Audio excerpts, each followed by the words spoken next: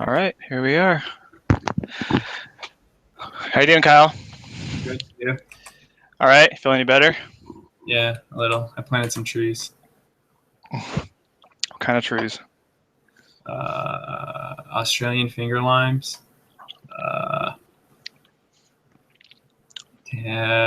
Satsuma mandarins, and what was the third one? Kefir limes. Oh, I thought that was an innuendo. Huh? Said, oh, I thought that was an innuendo. No. I'm trying to remember.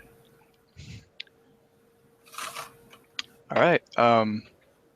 So you said on my thread you were been studying critical theory for 7 years. Was that on your own time, or is that through university? On my own time, mostly. I mean, I took a few classes, but it's Okay. just something I've been interested in for a long time. Okay. What started your interest in that? My dad being a dick, mostly. Yeah. So it was a daddy issue, you could say. Do you want to say yeah? uh, I mean, he doesn't have some sort of thing they have because of that. right. Yeah. Well, if you want to get personal issues, my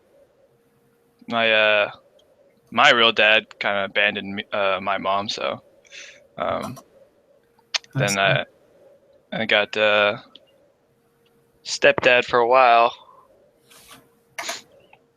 That kind of just burned out and stuff. So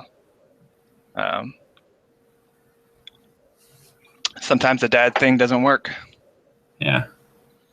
Struggle. Yeah. What was I had a question. Some people say that learning those type of things like critical theory and similar things in university, they become indoctrinated. What do you think about that? No, definitely not. They just teach you how to learn things. I mean, it's not like you're gonna go in there and like I had a class on passing, and it talks about roles people play in society, and we watch videos about a video called Paris is Burning. No. And have you ever heard of it? No.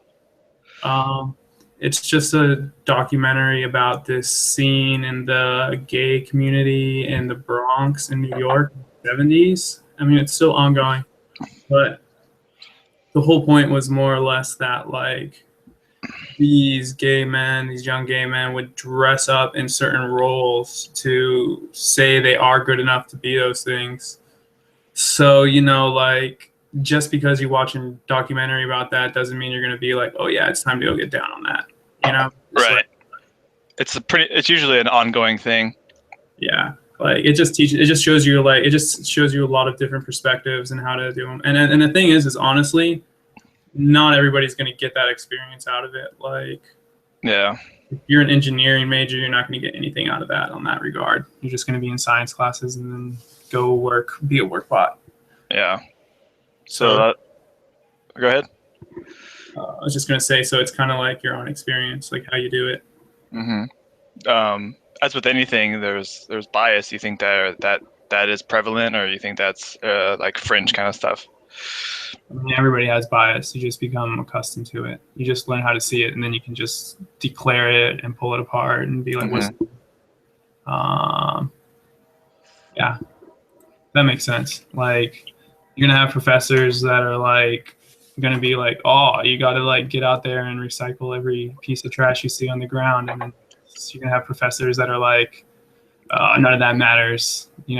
Go eat crap and die happy. And it's like you give a pick. People are gonna pick what they're gonna pick. You know what I mean? Yeah. Like the only thing that really happens is for some people, I would say there is a lot of data that's thrown at you.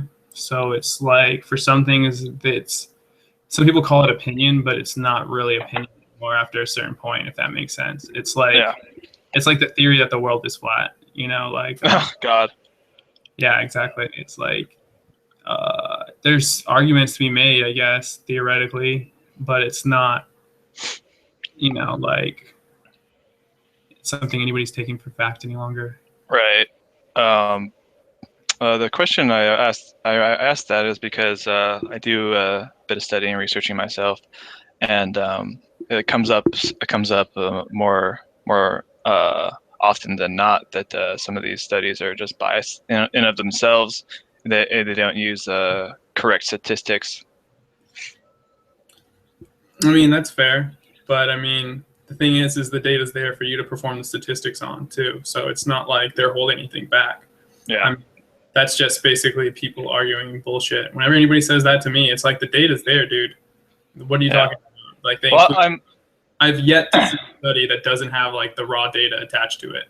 Oh, I mean, I can name names, but some of these media outlets are usually not a very good source of these things. But yeah, they like to spew a lot of stuff a lot of the time. Yeah. I mean, if you get your news from intermediate sources, of course, it's not going to be worthwhile. If you're trying to get statistical information from like something like the source, yeah, they're going to be like, study shows 18% statistical association between X and Y, and then the media is going to be like, X causes Y. Right. It's about, and that's one of the things that like I think people get upset about when like you come from a place where you're saying like, oh, I'm from college. They teach you how to read scientific papers. They teach you how to read data. They teach you like, this is what significance means. This is what a p-value is. This is what an appropriate number of subjects, this is how you calculate that like off the top of your head. So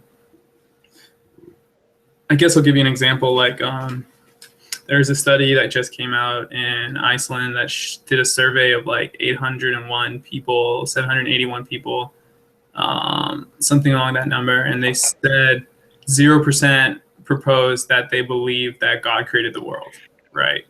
And then, of course, the comments were like, oh, come on, that's not statistically significant.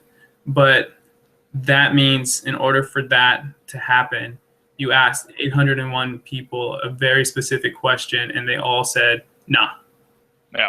Like, can you think of 801 people in the United States where you could ask that randomly and you would get a yes? No. Yeah, exactly. So it's like, it's a consciousness thing. It's like being like, oh, okay, that's just how it is. Yeah. Well, it is Finland too, so. Yeah. Oh no, it's not Finland. Did I say Finland? I meant Iceland. Oh, I think you did say Iceland. I just heard it wrong. Yeah, but it is same. It is Iceland. Yeah, Iceland's cooler. Like when they're the ones who kind of were at the front of the economic crisis, like they were deregulating ahead of everybody, and then when it like fell apart, they like completely rewrote their constitution. Were they the ones, or was it? I think it was Iceland, right? That went after the banksters. Yeah, it was Iceland. Yeah, they arrested a bunch of like vice presidents. Yeah, I think I've seen a bunch of memes that said that this is what this country does. Why doesn't America do this? Blah blah blah. Exactly. It's very I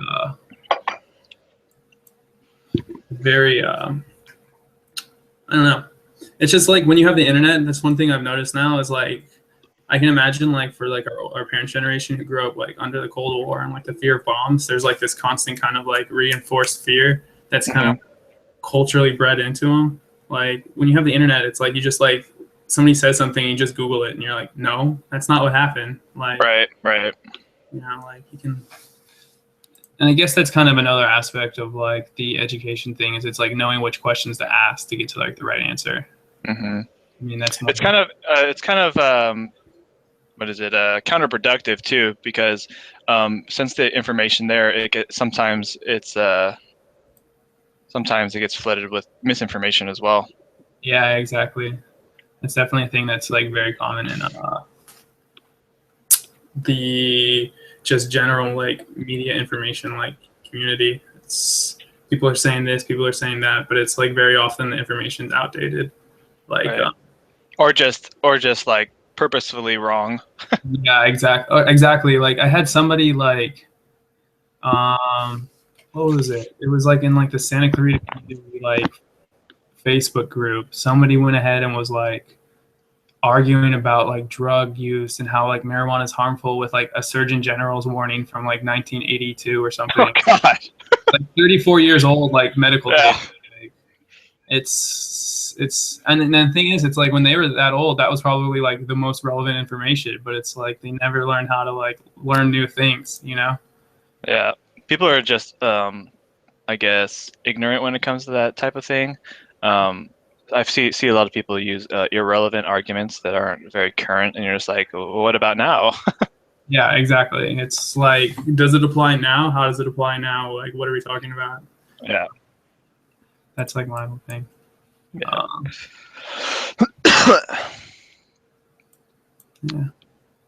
Yeah. Do you have any questions for me?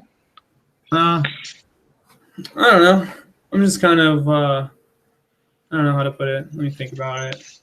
I guess All right. like the thing like I'm concerned about most of all is like, so you've gotten like your first taste of like people being oppressive assholes, right? And now you Injustice, yeah. like your first real taste of like how shitty you can get and like how bad it can get. And like this is just on like the internet. Like this isn't even in like person yet. Yeah. And now it's like you want to hop on board like the train and get like fighting the good fight, but it's sort of uh like to what end? Does that make sense? Like, Yeah. I mean, that one end kind of caveat there is very different. Like when you try to call me an SJW, I mean, yeah, social justice, but not the warrior part, because the warrior implies you want to shed blood for your cause, you want to destroy for your cause. um, well, don't you? Well, what I want to do is expose. I don't really, because a lot of the SJWs, a lot of things that have happened with them is they go after these people that they disagree with, and sometimes they get these people fired from their jobs, completely destroying their lives. This has happened many times. Oh yeah. Um, and I mean that's happened. I mean throughout history. I mean on both sides of the camp.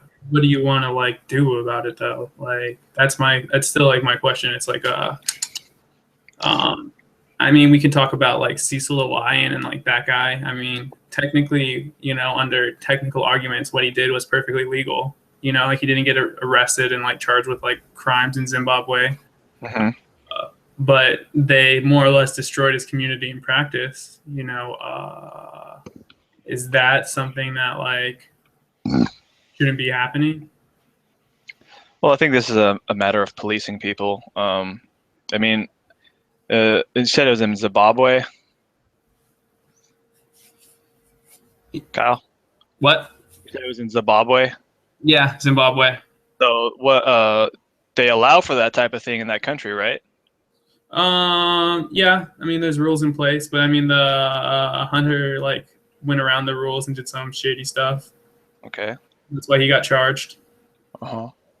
Yeah, Well, yeah, I'm more speaking to like the destruction of life. We're talking about the dentist, right? And like all the people online who basically like harassed the shit out of him in like his online life for posting those pictures of him killing the lion, and after they found out it was him.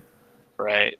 Yeah, that's what I'm really speaking to going after these people. I mean, I guess you could say unjustly, but that's really kind of your opinion and subjective. I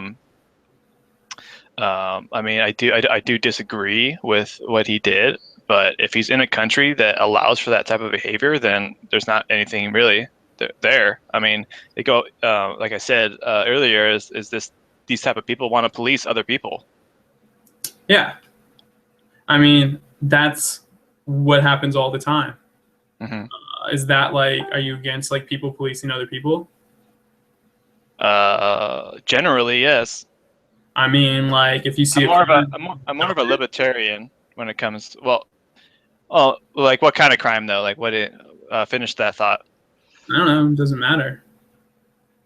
You had an opportunity to stop a crime. When would you stop? Would you stop if like the dude had a gun? Would you stop if he had a knife? Would you stop if he was like trying to sexually assault someone? Would you stop if he was like just being a dick in a bar? Like when would you step in? Would you step in at all? Ever?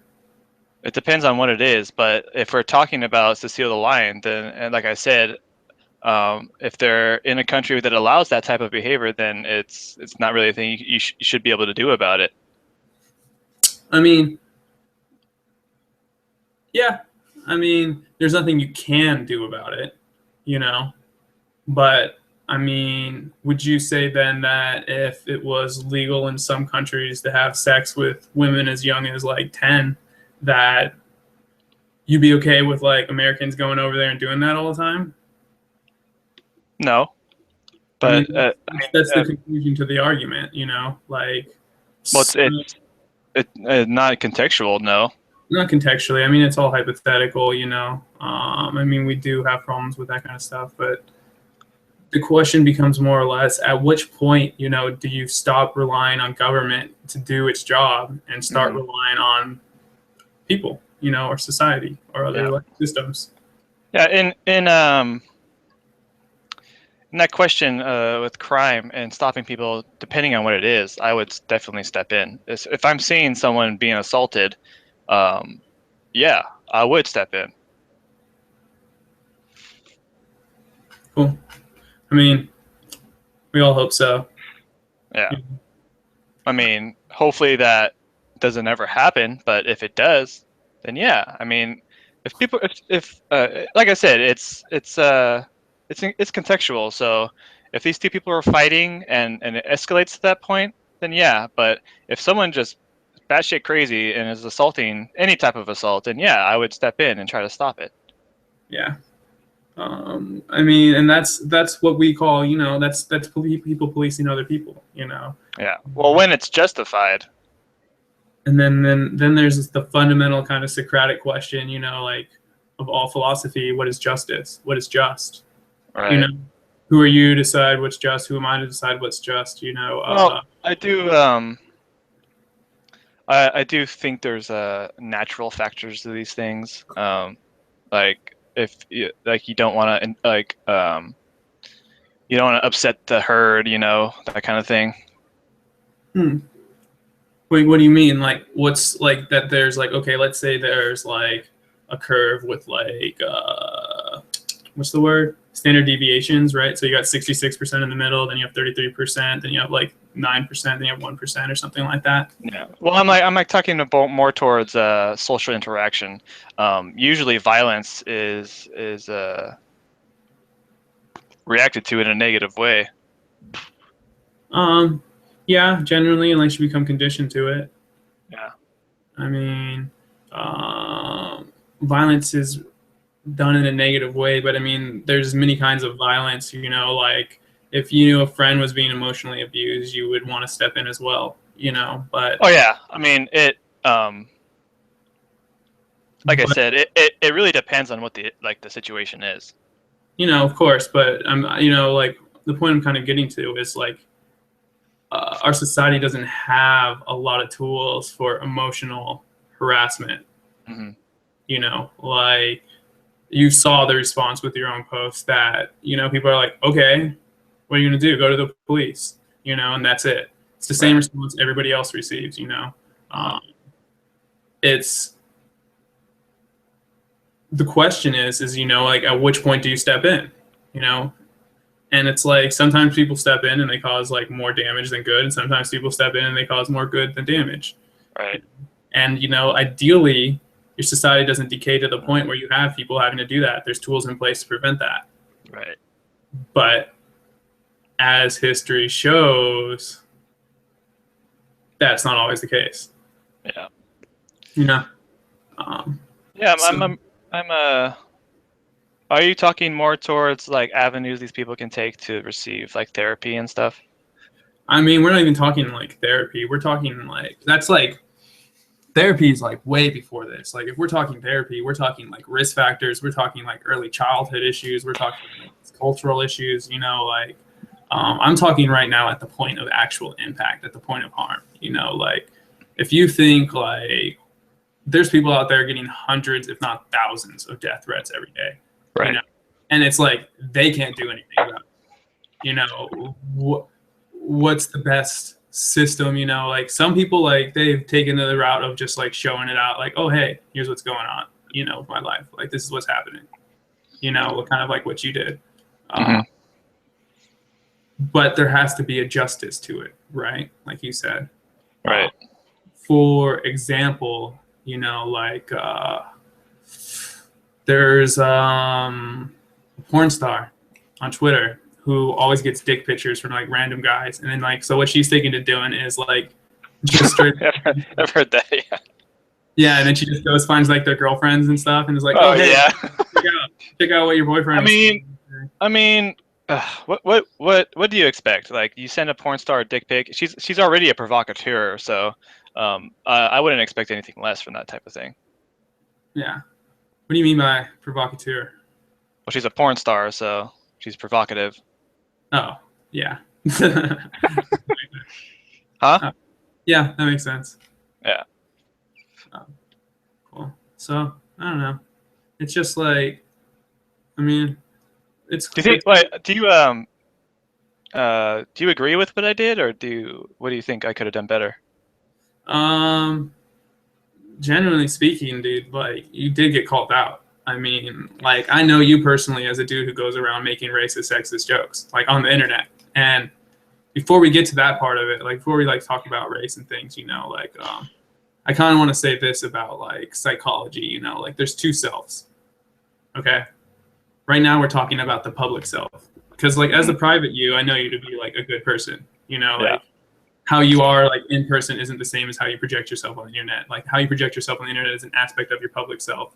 How you talk to people interpersonally is how you, like your public self. But then there's your private self, which is the self that only you know. Right. Right.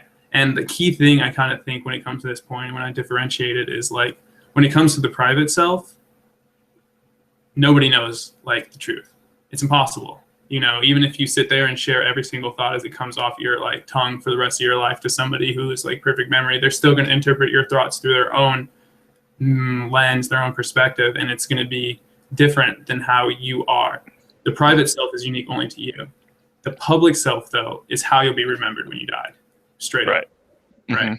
That's in all essence really the real you. So, you know, the first thing is really like, if you're gonna go around making jokes and like racist, sexist jokes on the internet, I mean, not even racist, sexist jokes necessarily. Let's just say jokes about race and sex on the internet. Have you witnessed me doing that? I mean, not even actually jokes. I mean, I remember like we had a discussion about like Muslims a while back, and then like Andy got in there, and that was like a mess. Oh well. You know. Yeah. And that was like. And I have seen you from time to time like talking shit about like SJWs, and you got to remember like your private self has a definition of social justice warrior that's going to be different than like how the general public conceives it, you know. Right. So that's like that aspect of like the public self where it's like that awareness of like how you're presenting yourself, and it's like I get it. Yeah. And then I guess like, you know, on the next aspect, you know, like I guess we kind of got to like deal with fundamental like terms so like we can get to the baseline, because, you know, like every single person is going to have different definitions for concepts, but I try to get to like the most real definitions of concepts, you know. So the most objective. Objective. Yeah. So I'm going to start by saying, you know, like just because you say something racist or you think something racist doesn't necessarily make you a racist. Right. You know, I just like I said, if you could be as contextual as possible. If you have an example, if you could. All right. Here's an example. Jake said he gypped me. Gypped being a word for basically gypsies. And it's a term to mean like to be stolen from, and it's like a racialized term. Right. You know? Does this make Jake a racist? Yes or no? What do you think? I think it's more of a language thing. Like, I don't think it makes him like a racist, although it may be a racist thing towards other people. I think it's more of a language thing. Like, it's just inside of how we talk. Well, think about this, okay? Like, what if he knows it's a racist thing? What if he's Oh, if talking? he does it intentionally, then yeah. So there's a certain aspect of intent to like racism, Right. right? Now, what if I came up to him and I said to him, "Yo, dude, you probably shouldn't say that. That's racist." Uh-huh. And then he is like, "Oh well. What do we know? We know he has bias, I guess. He's for sure a racist, right?" Yeah. I mean, he's sitting there in his position of power, basically tossing around hate. He's been corrected, and then he refuses to see, the other experience and continues on that path. I guess it comes down to how open-minded people are towards these different issues. I mean, of course, people are going to be closed-minded, but, Yeah. people who are closed-minded are closed-minded. You can't waste your time with people like that. Yeah. It's not worth it. Like, you'll know them right away. Like, Oh yeah. you meet them and you're like, oh, blah, blah, blah, blah, blah. And then it's just like a circle and it's like, oh, I see that's all you're about. Right. And, everybody's got their place. But if you want to be like revolutionary in thoughts and ideas and like moving forward, you got to like get to that place where you have the tools to work society as a system and put yourself into certain places to affect change how you want to see change be affected. Right. Yeah.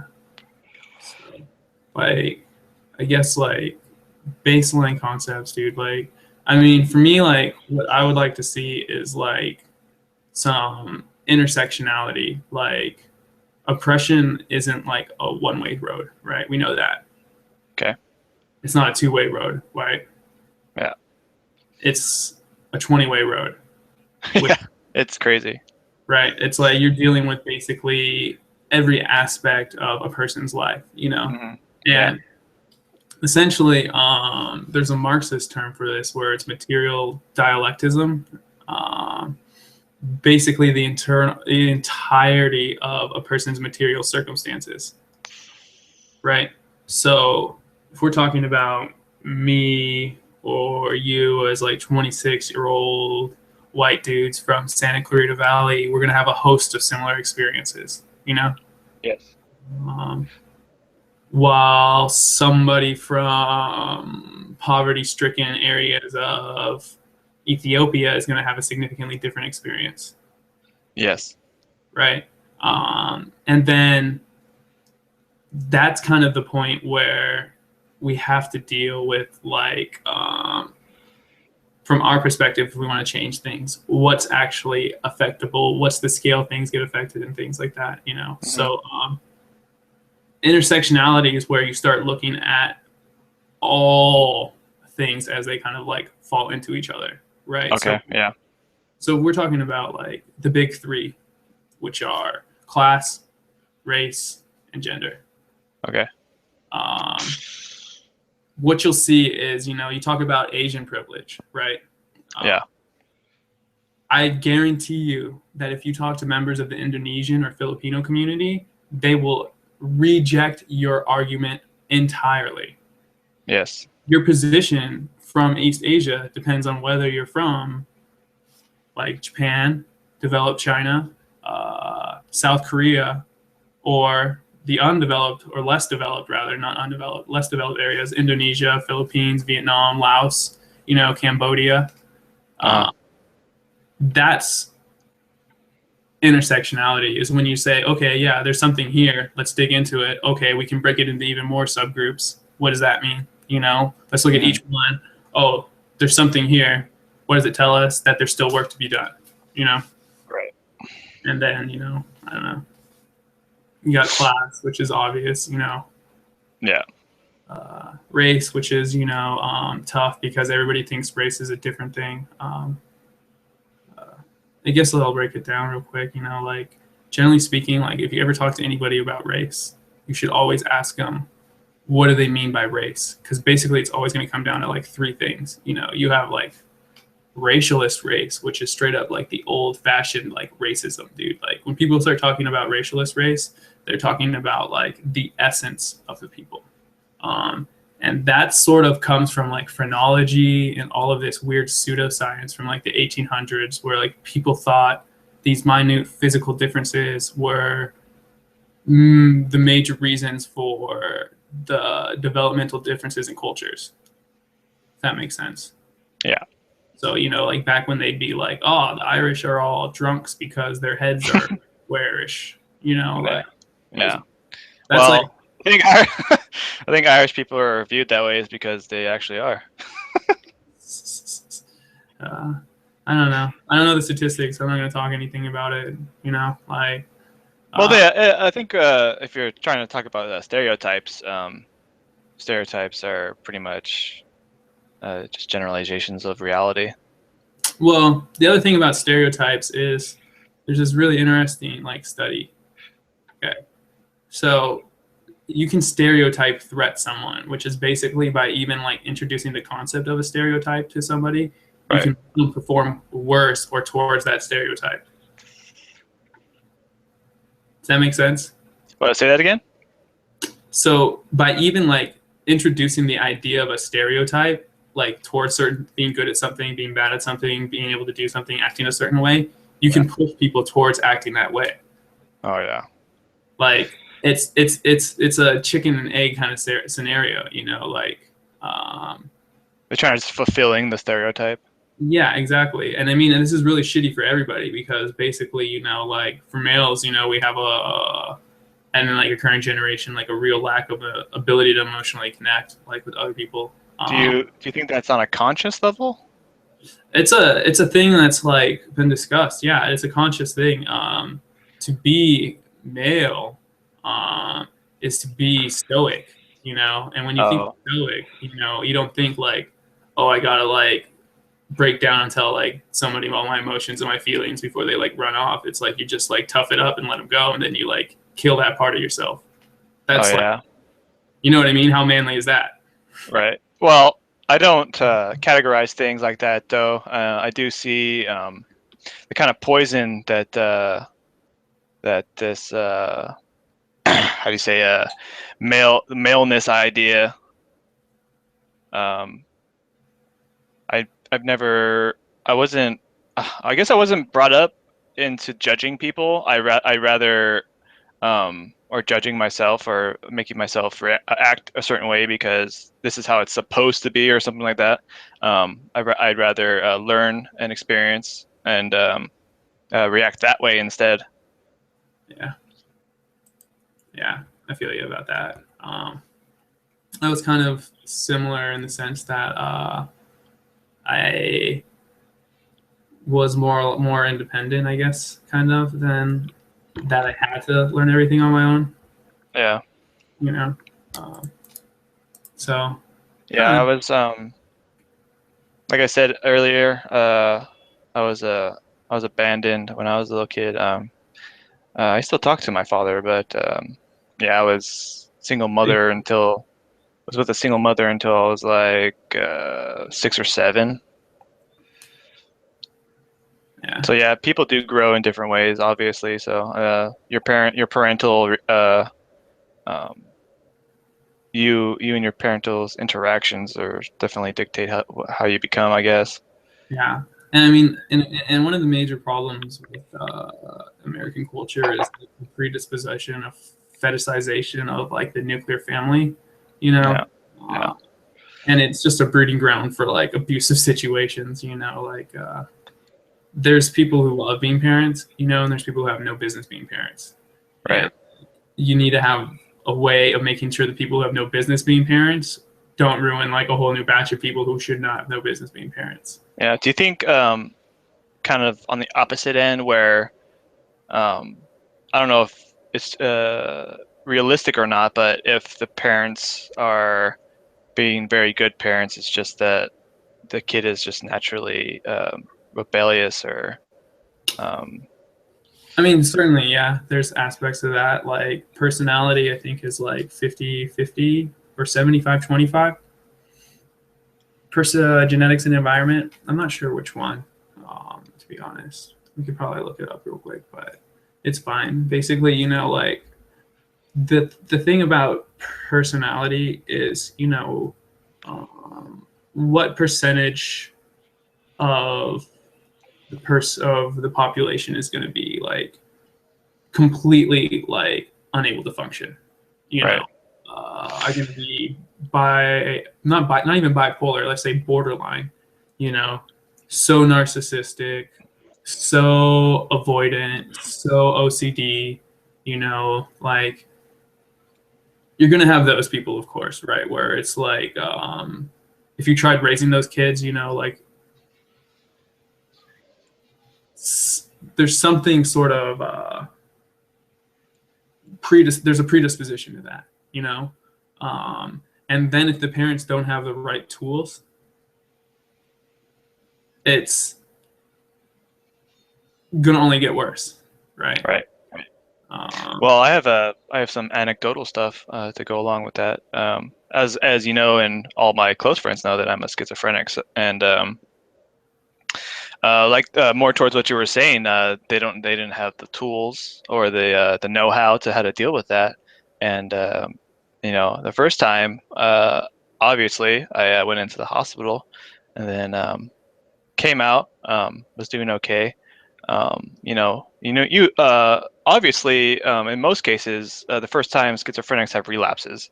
yeah, Um, and I was going more towards that.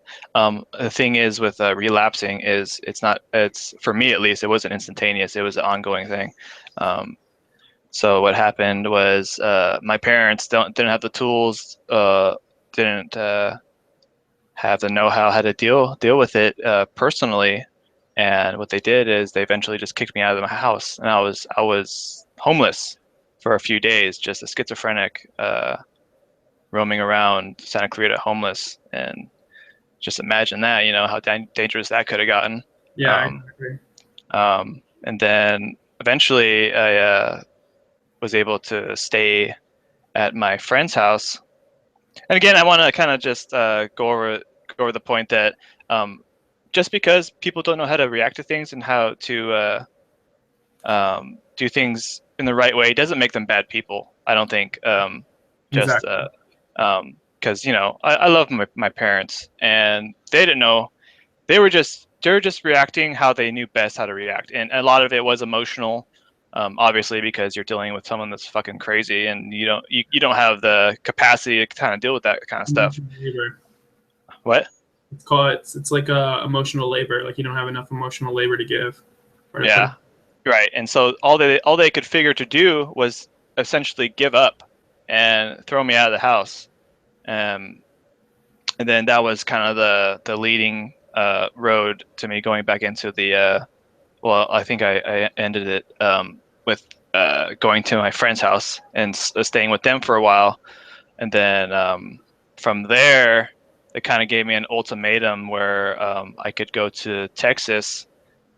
Again, it was a really bad decision on their part. I was going through my relapse, Yeah. and they sent me out into Texas as an ultimatum. If you don't, the only way you're going to come back in the house is if you go to Texas and live in Texas for like 3 months. And Did that help? no, obviously not. See?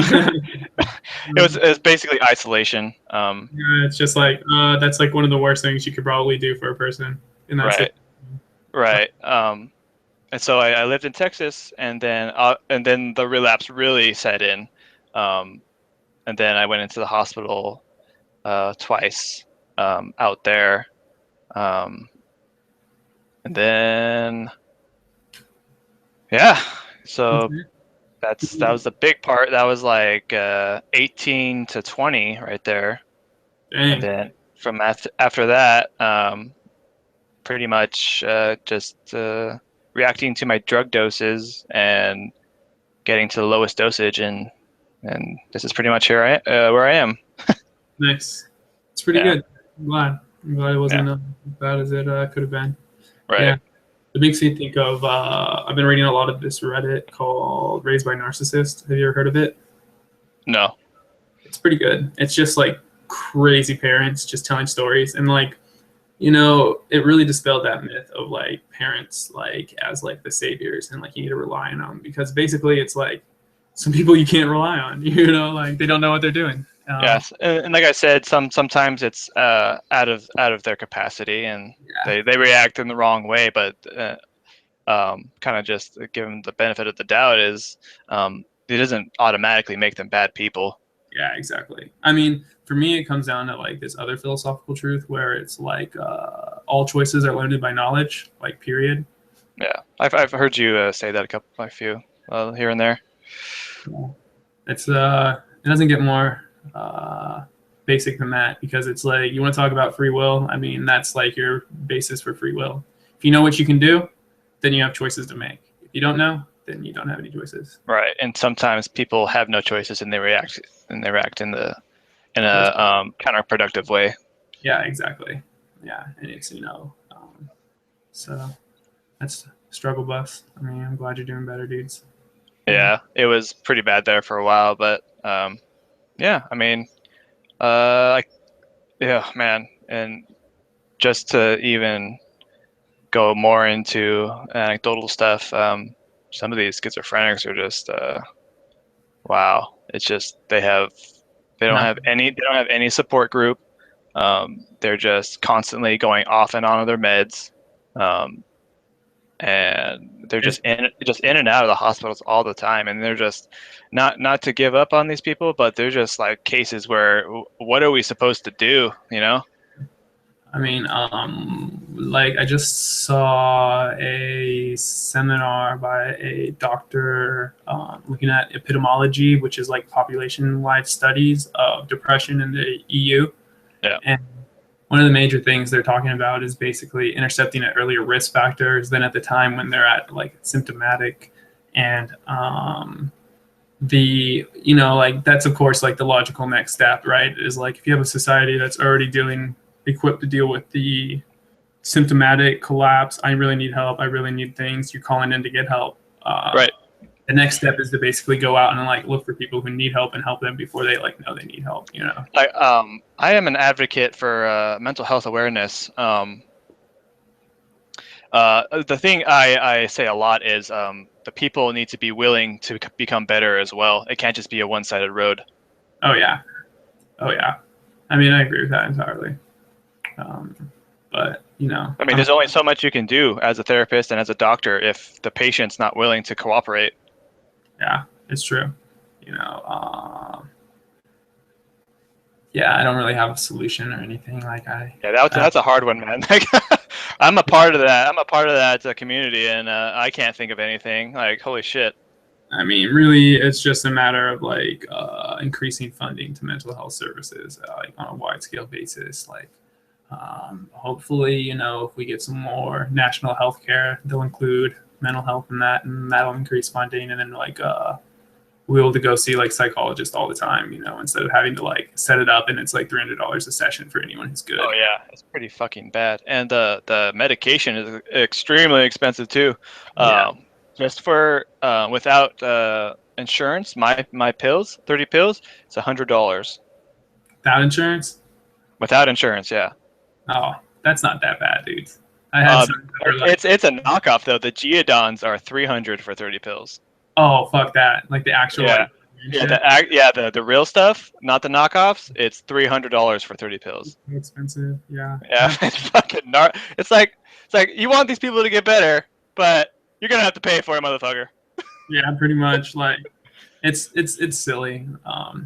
It's a whole nother like discussion. Like I've worked in the pharmaceutical industry and it's just like strange. It's a strange place. Oh yeah, and especially with that one fucker that Strictly? yeah, oh god. Have you seen the court case, right? Uh You haven't seen the video? One where he was in Congress, like dicking off. Oh yeah. He was just smiling and fucking shooting the shit while he was just sitting there. Oh God, I can't even imagine doing that.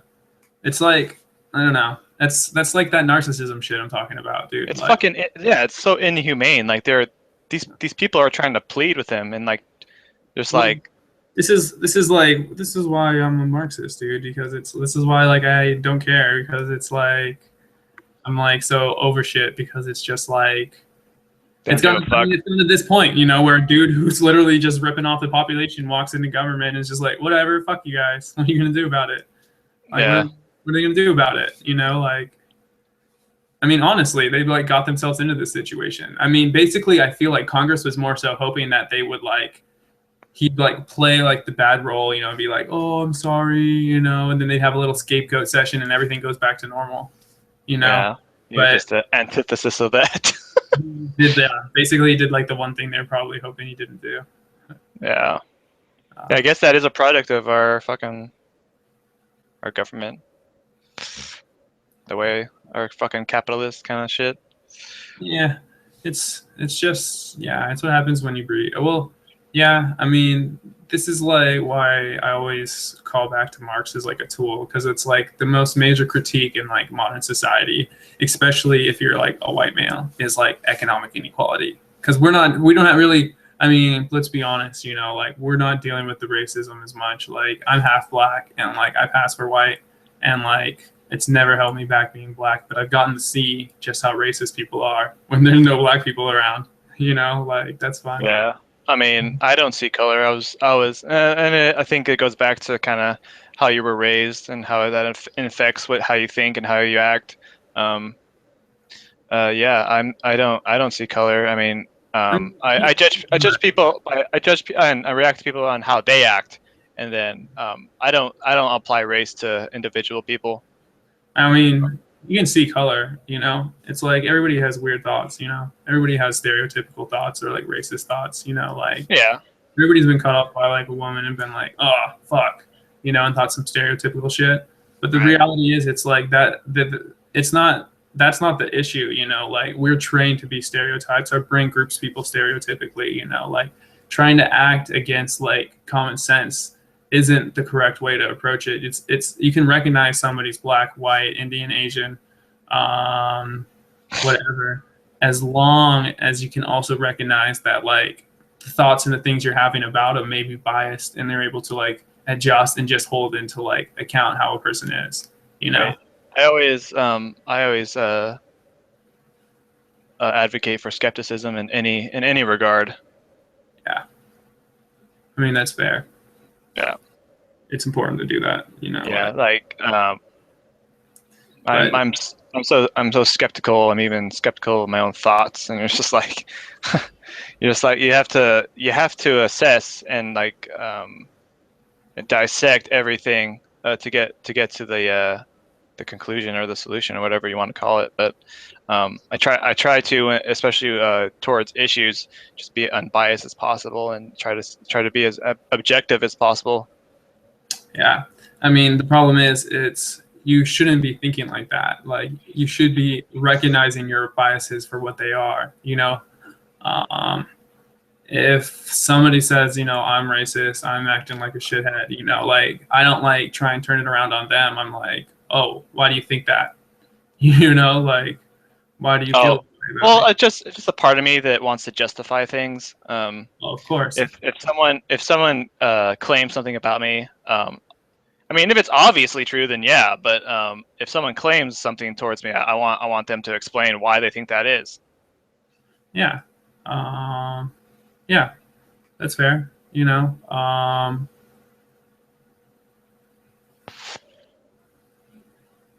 I mean, at the end of the day, people are always going to end up. I mean, if you continue down this path, if you decide, oh yeah, I really want to get down on revolutionary thought, I want to get down on Oh, dude, if I was able to go to what was it?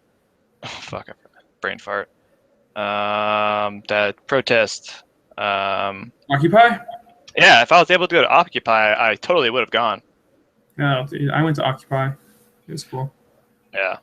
I mean, I was all for when Ron Paul was going. I was voting for him and following everything he was doing. Yeah.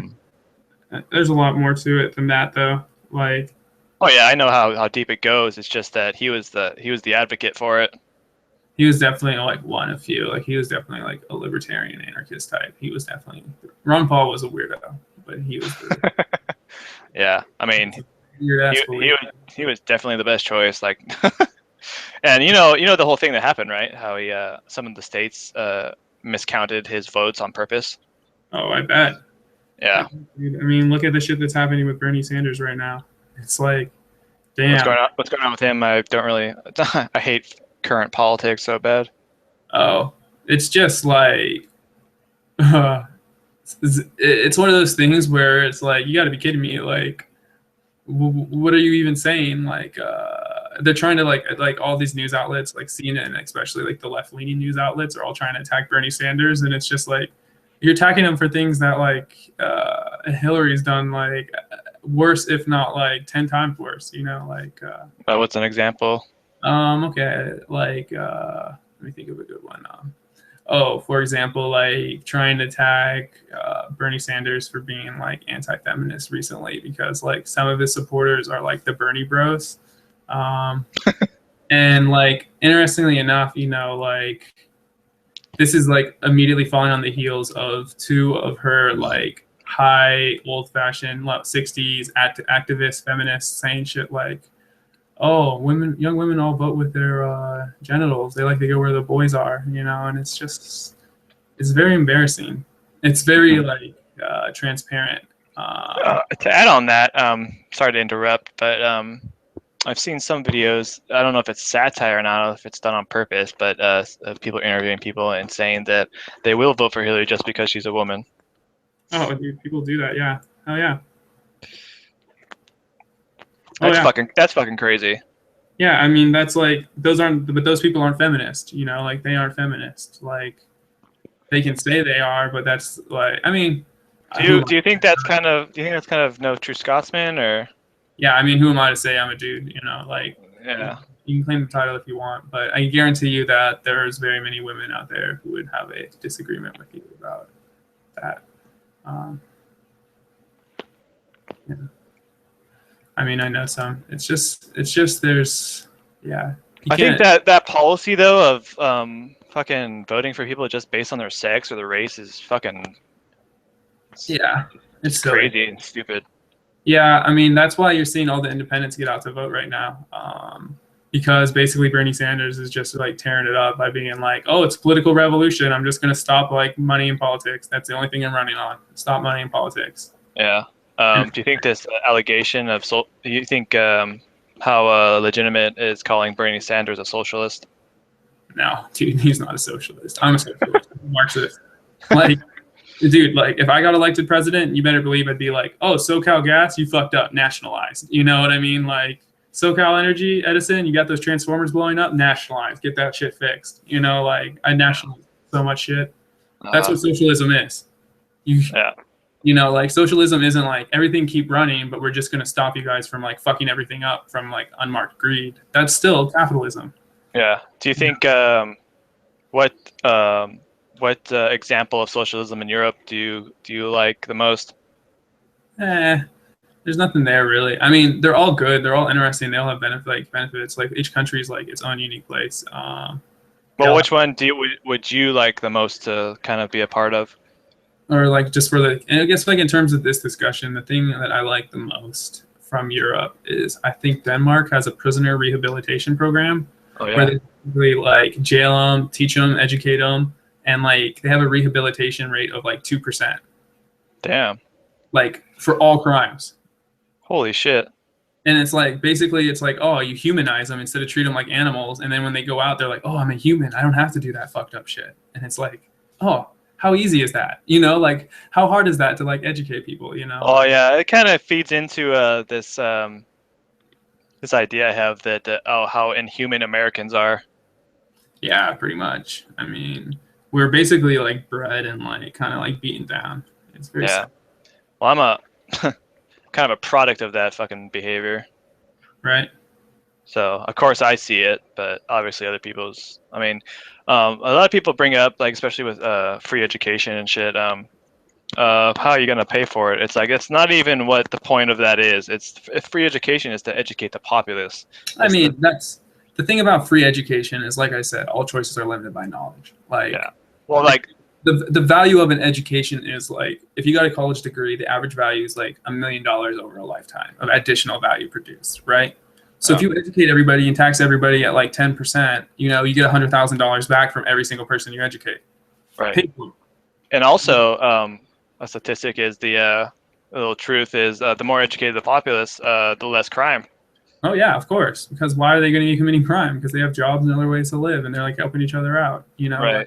And yeah, I just hate that just people just are not willing to like just and I think it's more of a government thing too, where they don't they don't even think about it. They just completely really disagree with it just just because they don't understand the true value of it.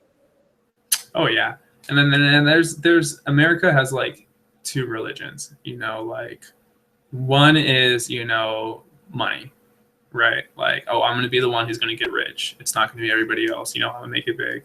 And the other one is anti-intellectualism, because God help anybody who tells me otherwise. You know that I'm not going to be rich.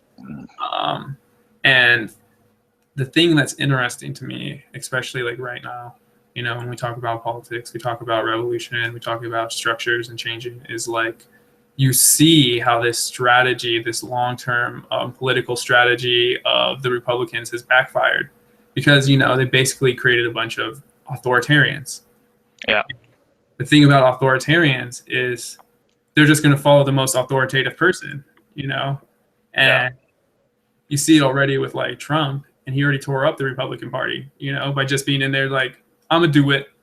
I have the most authority, and like, they just followed him. You know, they couldn't do it. It's like, do you believe in horseshoe theory? What's that? It's where you're so extremely to the right or to the left, you start to become the other side.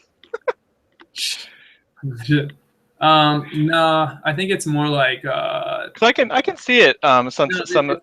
There's like two dimensions. You got to think in two dimensions. So you got like your left-right scale, which is like political economy, right? So like all the way right is like complete privatization. All the way left is like complete nationalization, socialization.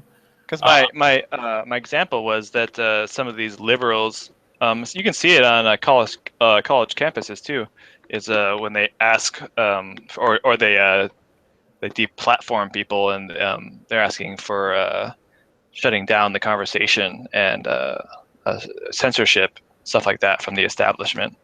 Oh yeah, authoritarian. Like that's where the horseshoe theory comes in. Is you become so much so that you almost reach the other side. It's a two spectrum thing, because like you can have authoritarians, like you can have left wing authoritarians too, like Stalin, right? Stalinism, where you have like massive centralization of like power into a like bureaucracy and like right. Yeah, so it's authoritarianism isn't strictly like a right wing event. It goes both ways, you know, and like that's kind of the thing why I think Bernie Sanders is so scary, because think about all the Tea Party types, right? Like all those right-wing authoritarians.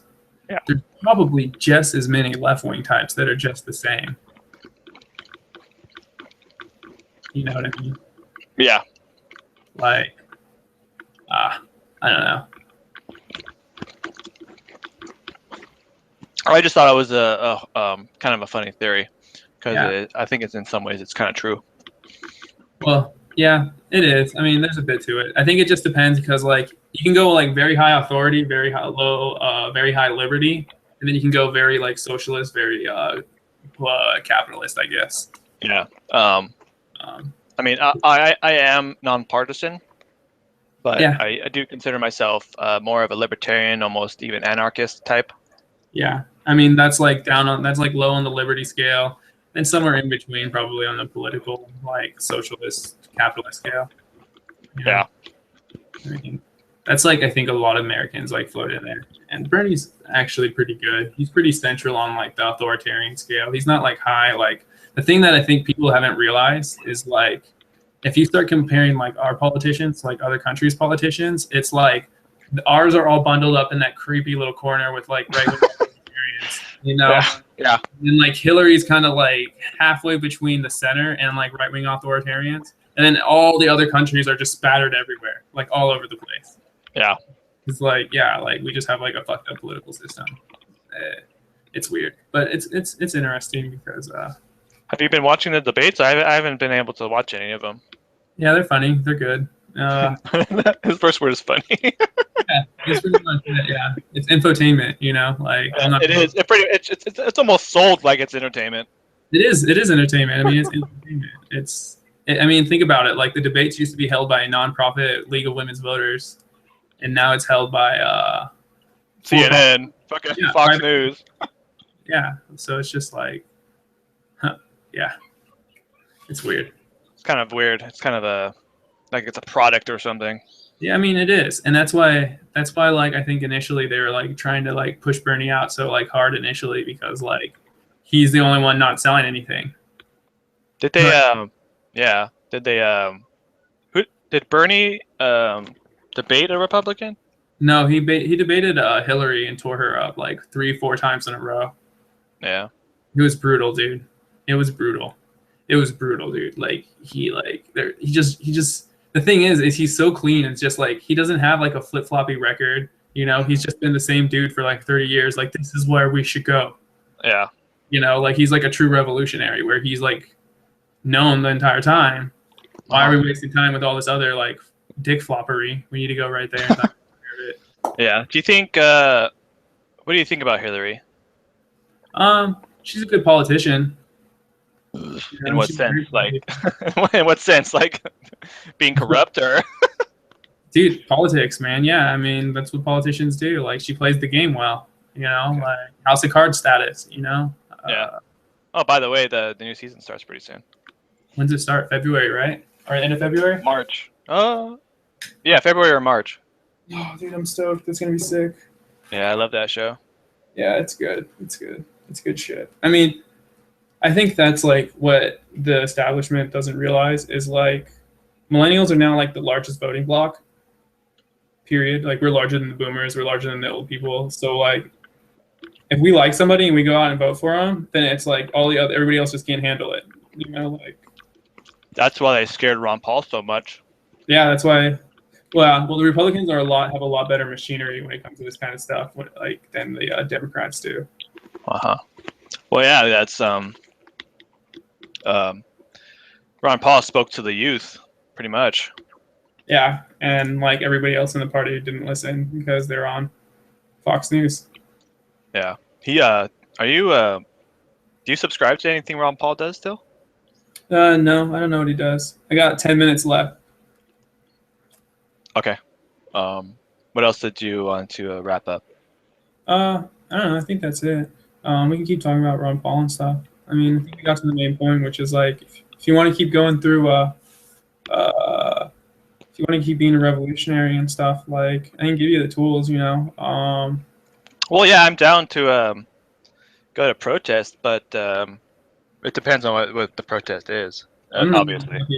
I'm not even talking protests. I'm talking like building systems that undermine the entire establishment as it exists, like working on long-term things. I mean, protests have their place, of course, but if you're smart and educated, you don't need to waste your time with protests when you can just go build a company with the sole purpose of undermining other aspects and doing it better for the people, you know? Yeah. Yeah. Like, that's the kind of that's because like I mean I've been mad on the internet for so long now that it's like I don't even get mad anymore. I just laugh, you know, like. Well, I'm like an instigator. Yeah, I notice. I mean, I used to troll around, and then I don't know, dude. Like I met like neo-Nazis, Holocaust deniers, phrenologists, racist of all like stripes. On the internet? On the internet, yeah, like psychopaths, like it's just not worth it, dude. You know, like Yeah. It's a long, slow death of your hope in humanity. Yeah. The things like you really want to be focusing on is like expanding your knowledge about like the whole system as it exists. Like, okay, you're one individual. How do individuals work together, right? How do governments which are just entities made of individuals, work? How do departments of the government work? I mean, it's all just made of people, and they all just have certain tasks they need to do. So it's like, oh, we hire biologists who do surveys and they write these reports, which go to this guy who does this. Yeah. It's just that I don't really have that kind of status. I'm just some lowly dude. Oh, dude, that's the best part though. Like, for example, like here's something I've been working on. Uh, in big agriculture and agriculture systems, right? There's a lack of local food infrastructure because people are just like unable to grow their own food. They don't have the tools, they don't have the equipment, they don't have the willpower or whatever. Yeah. So I started a nonprofit with the purpose of designing and manufacturing like in-home systems to grow your own food, like lots of it, high efficiency. That's awesome. Yeah, exactly. And the idea being, right, so like in the past, like this is one of the things. I'm gonna try and wrap it up super quick here. Like when it comes to Marxism, I always talk about like Marx and all these other like silly things like socialism thing, but the reality is like the main thing he talked about that was important was like if you know what's important in society, then you just go there, right? If you think like the ideal society has free healthcare, free education, like, and I don't mean free in like the American terms where it's like handing it out. I mean free in the term of like you labor, like nothing's free in life, Right. Why are we wasting time like getting there? Yeah. What time period was Marx? 1850 to 1820 to 1888, I think, around then. Okay, so that was 150 years ago. So yeah. I mean, most of the stuff I talk about is post-Marxist analysis of like his things, So I'll go ahead. I was just gonna say he has some basic tenets that hold true, and I just say Marxist because it's like economics. It's like thinking about money and goods and where money and goods go and how to get them better distributed. Everything else is like just chitter chatter.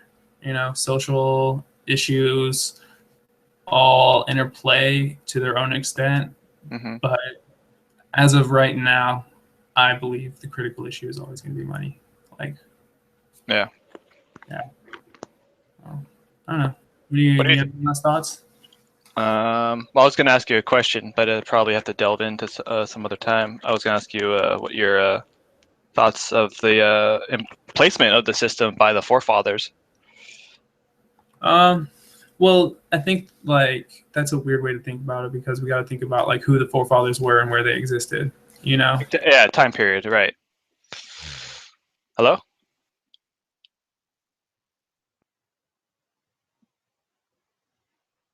think I lost him.